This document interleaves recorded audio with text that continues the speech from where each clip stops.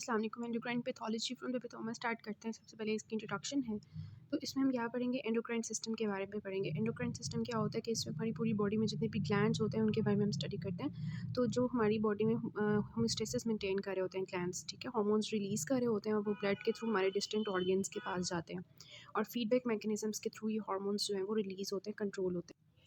अगर आप यहाँ पे देखें तो एंडोक्राइन सिस्टम में क्या क्या होते हैं, डिफरेंट हमारे ग्लैंड्स होते हैं, ग्रुप ऑफ ग्लैंड्स होते हैं, जैसे कि मैंने बताया इसमें हाइपोथैलेमस है, पिट्यूटरी ग्लैंड है, थायराइड एंड पैराथायराइड ग्लैंड्स हैं, थाइमस है और इसके नीचे यहाँ पे पेंक्रियाज आपको नज़र आ रहा है, here you can see the ovary. इसके अलावा एड्रीनल ग्लैंड्स होते हैं, प्लेसेंटा होता है और टेस्टिकल्स होते हैं। ये सारे क्या होते हैं, एंडोक्राइन सिस्टम के ग्रुप ऑफ ग्लैंड्स होते हैं। क्या कर रहे होते हैं, बॉडी में होम्योस्टेसिस कर रहे होते हैं। अब इस तरह से जो एंडोक्राइन ग्लैंड्स होते हैं वो ब्लड स्ट्रीम के थ्रू हार्मोन्स जो है रिलीज़ करते हैं और जहाँ पे उन हार्मोन्स ने जाना होता है अपना फंक्शन परफॉर्म करने के लिए वो उस एंड ऑर्गन में चले जाते हैं। तो इस वजह से डिस्टेंट साइड से जो हार्मोन्स ने जाना होता है वो वाया ब्लड जाते हैं। तो सबसे पहले हमने जो पढ़ना है, इंट्रोडक्शन के बाद एंटीरियर पिट्यूटरी ग्लैंड के बारे में पढ़ेंगे।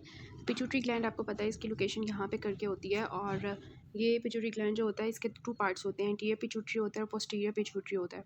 इनके जो ग्लैंड्स होते हैं वो अपने अपने होते हैं। अगर हम बात करें एंटीरियर पिट्यूटरी की, तो कौन से ये हार्मोन्स प्रोड्यूस कर रही होती है एंटीरियर पिट्यूटरी, उनको अगर हम देखें ना, तो ये आप देख सकते हैं कि एक्चुअली यहाँ से ये एंटीरियर पिट्यूटरी हार्मोन्स रिलीज़ होंगे, ठीक है, एंटीरियर पिट्यूटरी से।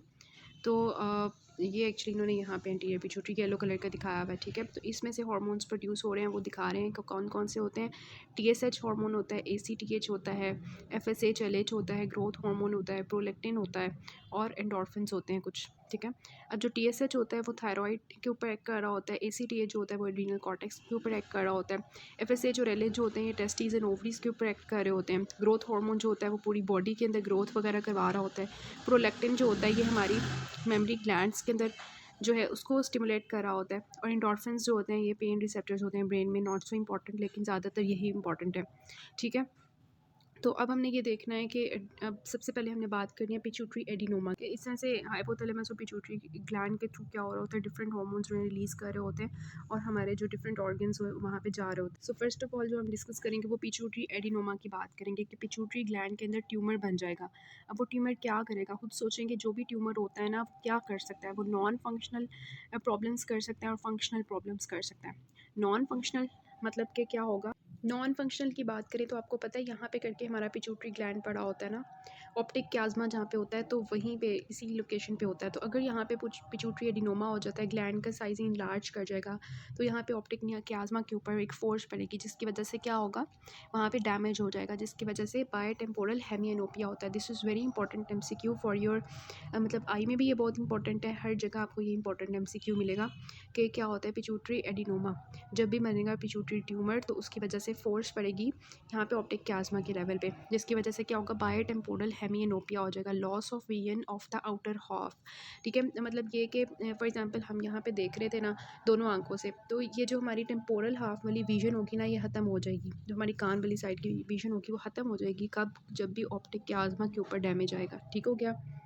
और ये होगा कि फॉर एग्जांपल पिट्यूटरी के डिफरेंट सेल्स होते हैं ना जो डिफरेंट रिलीज़ करे होते हैं हार्मोन्स, ठीक है। अब जिस सेल का ट्यूमर बनेगा ना वो इनलार्ज कर जाएगा। फॉर एग्जांपल ये टीएसएच का फॉर एग्जांपल बन जाता है, तो ये इनलार्ज जब करेगा तो बाकी सब के ऊपर कॉम्प्रोमाइज़ करेगा। मतलब इस एरिया का अगर ट्यूमर है तो बाकी एरिया की जो एरिया होगा ना उसके ऊपर कंप्रेशन करेगा, तो नॉर्मल जो पिट्यूटरी टिश्यू होगा उसकी कंप्रेशन की वजह से हाइपोपिट्यूटरिज्म हो सकता है, ठीक है, और पेशेंट को हेडेक होगी। तो इस तरह के सिम्टम्स के साथ पेशेंट के पिट्यूटरी एडिनोमा में क्या होगा, बिनाइन ट्यूमर होगा हमारे एंटीरियर पिट्यूटरी सेल्स का, ठीक है, जिसमें क्या होता है ये फंक्शनल भी हो सकता है और नॉन फंक्शनल भी हो सकता है। नॉन फंक्शनल में मैंने आपको बताया कि मोस्टली ये साइलेंट होते हैं और ये मैस इफेक्ट इनलार्ज होने की वजह से इफेक्ट्स प्रोड्यूस करते हैं, जिसमें हमने पढ़ा कि कंप्रेशन ऑफ ऑप्टिक क्याज़्मा की वजह से बायोटेम्पोरल हेमिएनोप्सिया हो जाता है, ठीक है। और क्या होता है, मैंने आपको बताया कि जब नॉर्मल पिट्यूटरी टिश्यू के ऊपर ये ट्यूमर जो है कंप्रेशन करेगा तो हाइपोपिट्यूटरिज्म हो सकता है, ठीक है। तो ज़रूरी नहीं है कि पिट्यूटरी एडिनोमा की वजह से हाइपर पिट्यूटरिज्म ही हो, ठीक है, हाइपो भी हो सकता है जब नॉर्मल के ऊपर कंप्रेशन पड़ेगी। इसके अलावा क्योंकि वो इनलार्ज कर रहा है तो सर में दर्द भी होगी, ठीक है, सिंपल सी बात है। उसके बाद आता है फंक्शनल। अब फंक्शनल में क्या होगा, जो हार्मोन्स की प्रोडक्शन की वजह से चेंजेस आएंगी, ठीक है, based on the type of hormone produced. अब देखिए हमने डिफरेंट हार्मोन्स देखे, हमने कौन कौन से हार्मोन्स देखे हैं, टीएसएच देखा है, एसीटीएच है, एफएसएच एलएच है, ग्रोथ हार्मोन है, प्रोलैक्टिन, ये सारे देखे हैं ना हमने। अगर तो हमारा ट्यूमर जो है प्रोलैक्टिन का बनेगा तो उसको हम प्रोलैक्टिनोमा कहेंगे। अगर ये बनेगा ग्रोथ हार्मोन का तो उसको हम कहेंगे ग्रोथ हार्मोन सेल एडिनोमा, ठीक है। इस तरह से ये वेराइटीज़ डिफ़र कर रही होती हैं। इसी तरह अगर हमारे ACTH का बनेगा तो उसको हम कहेंगे ACTH सेल एडिनोमास, ठीक है। और ये जो बाकी है ना FSH, LH और TSH, ये इतने ज़्यादा कॉमनली नहीं होते। ज़्यादातर यही 3 होते हैं, प्रोलैक्टिनोमास होते हैं, ठीक है। और इसके अलावा जो है ग्रोथ हार्मोन वाले होते हैं और ACTH वाले। इनमें से भी अगर पूछा जाए MCQs में से कौन सा सबसे ज़्यादा कॉमन होता है, तो वो कौन सा है, ये प्रोलैक्टिनोमा, ये सबसे ज़्यादा कॉमन होता है। प्रोलैक्टिनोमा सबसे ज़्यादा कॉमन होता है, ये आपने याद रखना है। Most common type of pituitary adenoma is a prolactinoma, ठीक है। अब खुद सोचें, अगर प्रोलैक्टिनोमा बन जाएगा तो उसकी वजह से प्रोलैक्टिन हार्मोन ज़्यादा रिलीज़ होगा। ग्रोथ हार्मोन जो है वो, अगर उसका ट्यूमर बनेगा तो ग्रोथ हार्मोन ज़्यादा रिलीज़ कर होगा। अगर ACTH का ट्यूमर बन जाता है तो मतलब ACTH सेल का एडिनोमा बनेगा तो ACTH जो है वो अपना काम ज़्यादा परफॉर्म करेगा। तो डिपेंडिंग अपॉन कि कौन से इन तीनों में से बन रहे हैं, उसके मुताबिक सिम्टम्स आएंगे। तो नॉर्मली क्या हो रहा होता है कि पिट्यूटरी ग्लैंड में से जो है ना प्रोलैक्टिन रिलीज़ हो रहा होता है, वो मेमोरी ग्लैंड को स्टिमुलेट कर रहा होता है, ठीक है। और फीमेल्स के अंदर इसका ये काम होता है ना प्रोलैक्टिन हार्मोन का। और डोपामीन जो होता है इसका एंटेगनिस्ट होता है, मींस कि अगर प्रोलैक्टिन एक नॉर्मल से ज़्यादा रिलीज़ होना शुरू हो जाता है तो डोपामीन उसको सप्रेस करता है, ठीक है। तो यही हमने शुरू में देखा था ना इंट्रोडक्शन में, कि फीडबैक मैकेनिज़म्स के थ्रू ही हार्मोन्स रिलीज़ होते हैं। अगर वो उसकी सिक्रीशन ज़्यादा हो जाएगी तो उसको अपोज करने के लिए कुछ चीज़ होनी चाहिए, तो फीडबैक रेगुलेशन होती रहती है साथ साथ। तो अब हमने क्या करना है कि प्रोलैक्टिन जब फीमेल के अंदर ज़्यादा हो जाएगा, पिट्यूटरी ग्लैंड का प्रोलैक्टिनोमा होगा, तो क्या होगा, प्रोलैक्टिन हार्मोन ज़्यादा हो जाएगा। उसकी वजह से क्या होगा, हाइपर प्रोलैक्टिनीमिया हो जाएगा, मींस ब्लड में प्रोलैक्टिन ज़्यादा होगा। उसकी वजह से क्या होगा कि बहुत ज़्यादा मेमोरी ग्लैंड की स्टिमुलेशन होगी, गैलेक्टोरिया होगा, मींस इंक्रीज्ड मिल्क प्रोडक्शन होगा, एमेनोरिया हो जाएगा फीमेल को। बिकॉज ये जो प्रोलैक्टिन हार्मोन होता है, आपको पता है ये हमारे क्या करता है, गोनाडोट्रोपिन रिलीजिंग हार्मोन जो होता है ना, उसको ये इनहिबिट कर रहा होता है प्रोलैक्टिन, ठीक है। इस वजह से आपको पता है जो ब्रेस्ट फीडिंग फीमेल्स होती हैं उनके अंदर ओवरियन साइकिल, वो जो सारी मेंस्ट्रुअल साइकिल होती है वो नहीं चलती, उनके फॉलिकल्स नहीं बनते, तो वो प्रेग्नेंट भी नहीं होती, ठीक है, इसी वजह से। तो अब क्या होगा कि जब प्रोलैक्टिन बहुत ज़्यादा हो जाएगा तो वो वाली एमेनोरिया वाली स्टेट आ जाएगी, ठीक है। लॉस ऑफ लिबिडो हो जाएगा इसकी वजह से, विजाइनल ड्राइनेस स्टार्ट हो जाएगी, पेरीयूनिया हो जाएगा और ऑस्टियोपोरोसिस। इसमें से जो मोस्ट इंपॉर्टेंट फीमेल्स में आते हैं ना साइंस, ये वाले होते हैं, गैलेक्टोरिया और एमेनोरिया, ठीक है। ये दोनों आपने याद रखने हैं, फीमेल्स में साइन आते हैं। मेल्स में अगर प्रोलैक्टिन हार्मोन ज़्यादा हो जाए ना, तो जो साइन आता है वो लॉस ऑफ लिबिडो वाला आता है मेल्स के अंदर मोस्टली, और साथ में हेडेक आ रहा होता है। तो मेल्स के अंदर हेडेक और लॉस ऑफ लिबिडो के साथ आते हैं मेल्स प्रोलैक्टिनोमा के, और फीमेल्स जो होती हैं वो गैलेक्टोरिया और एमेनोरिया के साथ आती हैं। ऑब्वियसली जब हमने इनको ट्रीट करना होगा तो हम क्या देंगे, डोपामिन एगनिस्ट देंगे, ठीक है, जिसमें से क्या होगा, ब्रोमोक्रिप्टिन के बर्गोलिन ये हम दे सकते हैं ताकि ये स्प्रेस हो जाए प्रोलैक्टिन हार्मोन, ठीक हो गया। अब जो ग्रोथ हार्मोन होता है ना, वो नॉर्मली क्या कर रहा होता है हमारी बॉडी में, अगर उसका हार्मोन का ट्यूमर हो जाए तो फिर क्या होगा ना, उसको थोड़ा सा देख लेते हैं, फिर बुक से देख लेते हैं। ग्रोथ हार्मोन जो है ये क्या करता है, ये हमारे सॉफ्ट टिश्यू, बोन और कार्टिलेज की ग्रोथ करवाता है। ये हमारी प्रोटीन्स का प्लाज्मा में लेवल इंक्रीज़ करता है, जो होती हैं यूरिया नाइट्रोजन, उसको कम करता है। ये हमारी अमाइनो एसिड्स की कंसनट्रेशन को कम करता है प्रोटीन्स में कन्वर्ट करके। ये जो इंटेस्टाइनल अब्जॉर्प्शन होती है कैल्शियम की ज़्यादा करता है।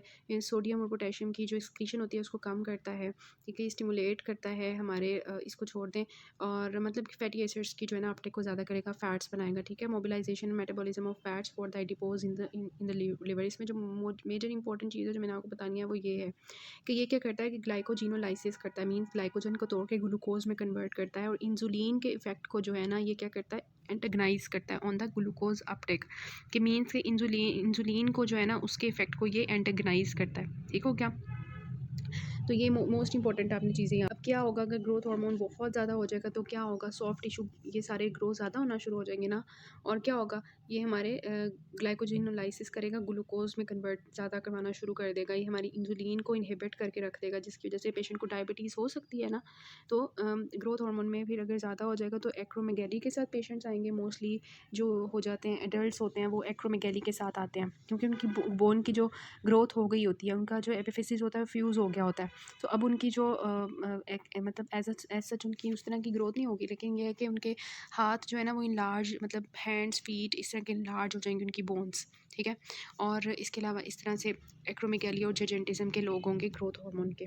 तो इन्होंने यही लिखा हुआ है नीचे कि प्रोलैक्टिनोमा के अंदर क्या होता है, गैलेक्टोरिया और एमेनोरिया होता है फीमेल्स के अंदर, और लिबिडो डिक्रीज हो जाती है और हेडेक होता है मेल्स के अंदर। Most common type of pituitary adenoma क्या है, प्रोलैक्टिनोमा है। इसका ट्रीटमेंट क्या होगा, डोपामिन एगोनिस्ट होंगे जिसमें ब्रोमोक्रिप्टिन और कैबरगुलिन देते हैं ताकि प्रोलैक्टिन जो है वो कम हो जाए, उसका ट्यूमर का साइज श्रिंक कर जाए, या सर्जरी हम कर सकते हैं अगर बहुत बड़ा ट्यूमर है। ठीक है, तो ये 2 ऑप्शंस होते हैं हमारे पास ट्रीटमेंट के। फिर ग्रोथ हार्मोन सेल एडिनोमा में मैंने आपको बताया बच्चों में जेजेंटिज्म होता है क्योंकि उनकी जो एपिफिसिस होते हैं अभी उनके फ्यूज़ नहीं हुए होते, तो उनकी लीनियर बोन ग्रोथ होती है। जबकि एडल्ट्स होते हैं उनमें एक्रोमेगैली होती है बिकॉज उनके जो एपिफिसिस होते हैं फ्यूज़ होके होते हैं, तो उनके जो हैंड्स फीट एंड जॉ होते हैं मोस्टली वो इलाज करते हैं और विजुअल ऑर्गन्स उनके इलाज करना शुरू कर देते हैं, जिसकी वजह से हार्ट अगर इलाज करेगा तो कार्डियक फेलियर हो सकता है। और क्योंकि ये सॉफ्ट टिश्यूज़ भी इंक्रीज़ होते हैं ना इसकी वजह से, तो ये इलाज हो जाएगी टंग ऐसे लोगों की। और मैंने आपको बताया कि ये ग्लाइकोजिनोलाइसिस करते हैं, इंसुलिन को इनहिबिट करते हैं, जिसकी वजह से ऐसे लोगों के अंदर सेकेंडरी डायबिटीज़ मेलाइटिस होती है।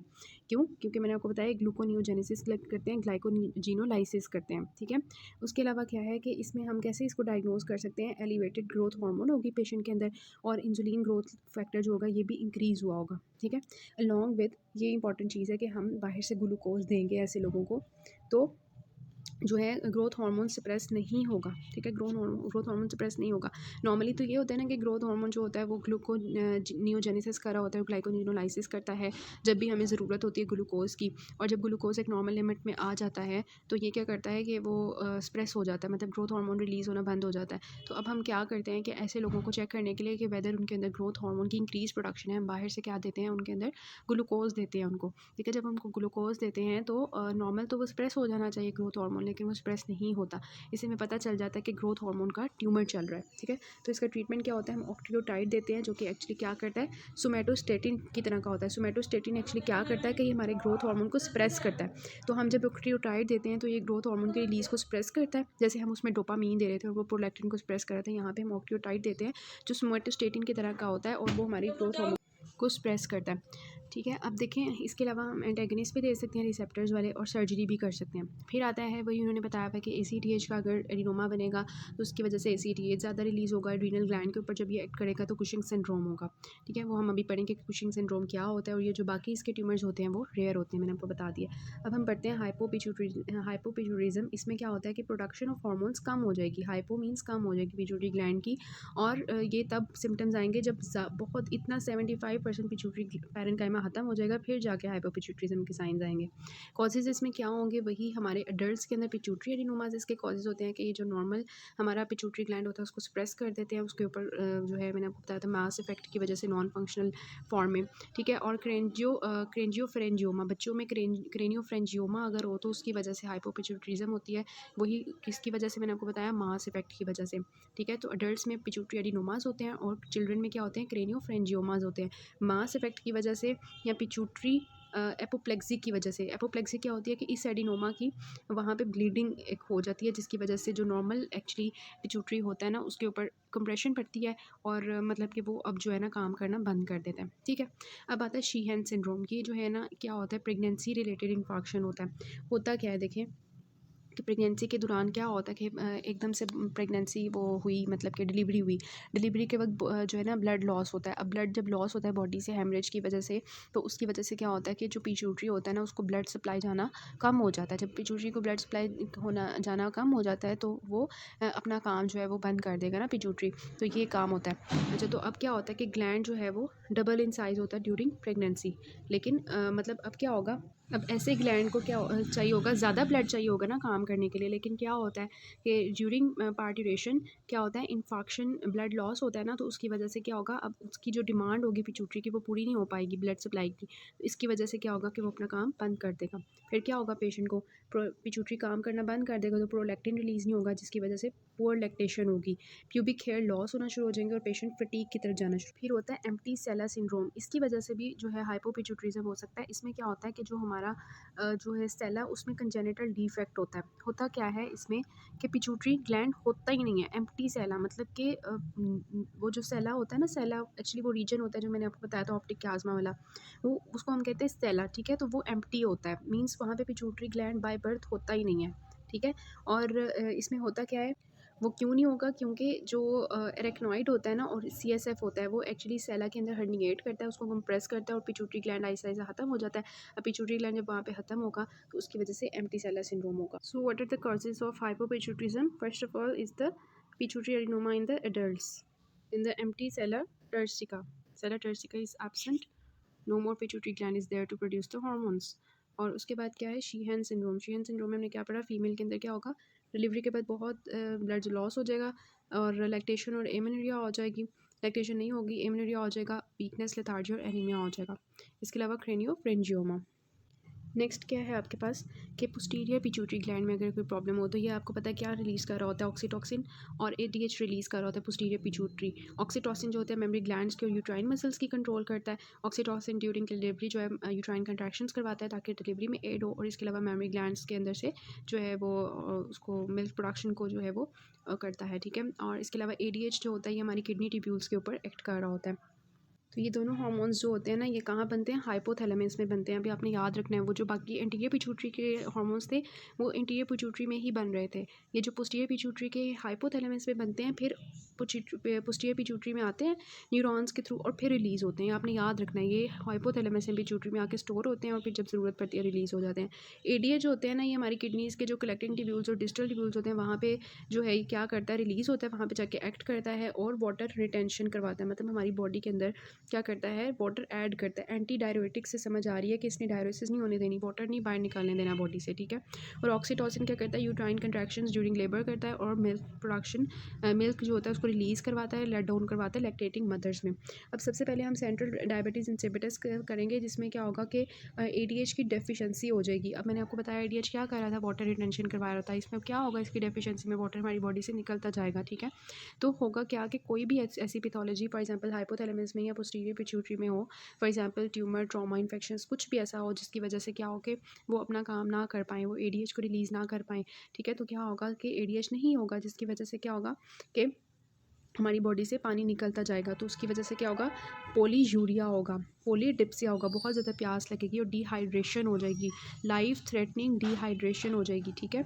और हाइपरनेट्रीमिया हो जाएगा, हाई सीरम ऑस्मोलैलिटी हो जाएगी। देखिए होता क्या है कि नॉर्मली इसने क्या करना होता है? पानी को हमारी बॉडी में ऐड करना होता है ना। अब पानी हमारी बॉडी से निकलता जा रहा है तो अब क्या होगा कि पीछे सोल्यूट्स ही सोल्यूट्स रह जाएंगे, पानी खत्म हो जाएगा, पानी कम हो जाएगा। सोल्यूट्स कौन से हैं? सोडियम है।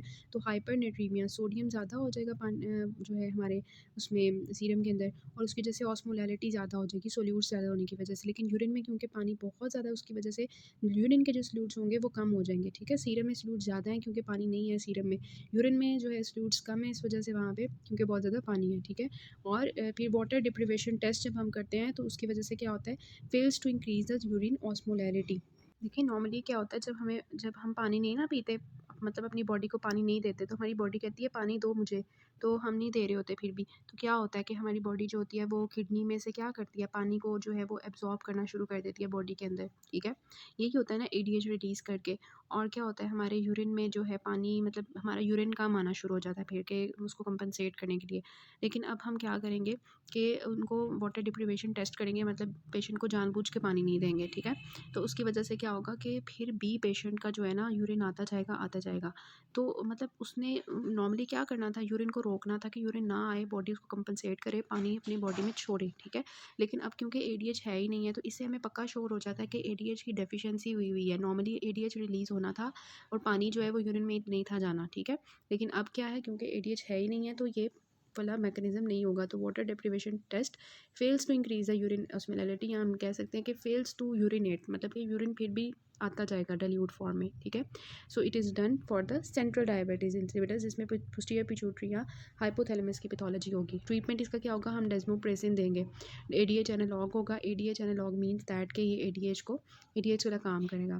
फिर नेफ्रोजेनिक में थोड़ा सा डिफरेंस है कि वो हमारे सेंट्रल था ना, मतलब हाइपोथैलेमस या पिट्यूटरी का मसला था। यहाँ पे क्या है कि हमारा जहाँ पे हाइपोथैलेमस और पिट्यूटरी थे ना, और फिर पिट्यूटरी जो होता है वो हमारे रीनल के अंदर जाता है, और वहाँ से एडीएच रिलीज़ करवाता है ना, तो अब जो है, अब इसमें क्या होगा नेफ्रोजेनिक डायबिटीज़ में कि हमारे रीनल में प्रॉब्लम होगी, ठीक है। पीछे से हाइपोथैलेमस पिट्यूटरी बिल्कुल ठीक है क्योंकि ये सेंट्रल नहीं है। तो impaired renal response to ADH के, एडीएच तो आ रहा है हाइपोथैलेमस और पिट्यूटरी से, लेकिन रीनल उसको रिस्पॉन्ड ही नहीं कर रहा, अपने काम ही नहीं कर रहा जो एडीएच वाला करना था, ड्यू टू इनहेरिटेड म्यूटेशन या ड्रग्स की वजह से हो सकता है, फॉर एग्जाम्पल लिथियम या डीमैक्लोसाइक्लिन की वजह से ये ख़राब हो जाएगा, ठीक है। क्लिनिकल फीचर्स इसके क्या होंगे, सेंट्रल डायबिटीज़ की तरह ही होंगे, लेकिन डेस्मोप्रेसिन से कोई रिस्पांस नहीं आएगा। क्या था, हम डेस्मोप्रेसिन दे रहे थे तो एडीएच ज़्यादा रिलीज़ हो रहा था और रीनल से वो सारा काम शुरू हो गया था। लेकिन यहाँ पे क्योंकि एडीएच है, लेकिन एडीएच जो है वो है, लेकिन रीनल ही उसको रिस्पॉन्ड नहीं करा, तो यहाँ पे हम डेस्मोप्रेसिन देंगे तो फिर भी जो है कोई मतलब फिर भी कोई रिस्पॉन्ड नहीं आएगा, क्योंकि डेस्मोप्रेसिन एडीएच वाला ही काम करेगा लेकिन रीनल काम नहीं कर रहा, ठीक है। फिर syndrome of inappropriate ADH secretion, इसके नाम से पता चल रहा है कि इनएप्रोप्रिएट मतलब फजूल किस्म का एडीएच रिलीज़ होता जा रहा है, होता जा रहा है, ठीक है।